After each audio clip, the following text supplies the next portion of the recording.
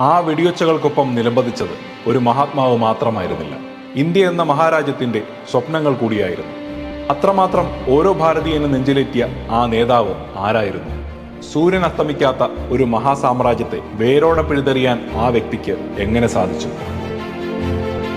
വർഷം 1915. സൗത്ത് ആഫ്രിക്കയിലെ ബ്രിട്ടീഷ് ജനറലിൽ നിന്നും ഒരു വിവരം ഇന്ത്യയുടെ വൈസ്രോയെ തേടിയെത്തി. A letter quoting about a coit force challenging the British Empire is on rise.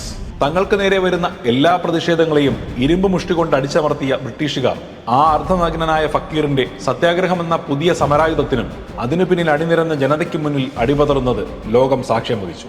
ചമ്പാരനിലും ഖേദയിലും അഹമ്മദാബാദിലും Gandhiji തുടങ്ങിവെച്ച ജനകീയ പ്രക്ഷോഭങ്ങൾ പട്ടേൽ, നെഹ്റു തുടങ്ങിയ നേതാക്കളിലൂടെ പ്രാദേശിക തലത്തിൽ നിന്നും ദേശീയ തലത്തിലേക്ക് വളർന്നു. ബ്രിട്ടീഷ് സൈന്യത്തിന്റെ തോക്കുകൾക്ക് മുന്നിൽ അടിപതറാതെ സധൈര്യം മുന്നോട്ട് കുതിക്കുന്ന ഒരു ജനതയുടെ മുന്നിലേക്ക് സ്വാതന്ത്ര്യം എന്നൊരു ഉപാധിയല്ലാതെ മറ്റെന്താണ് ബ്രിട്ടീഷ് സാമ്രാജ്യത്തിന് മുന്നോട്ട് വയ്ക്കാനാകുക?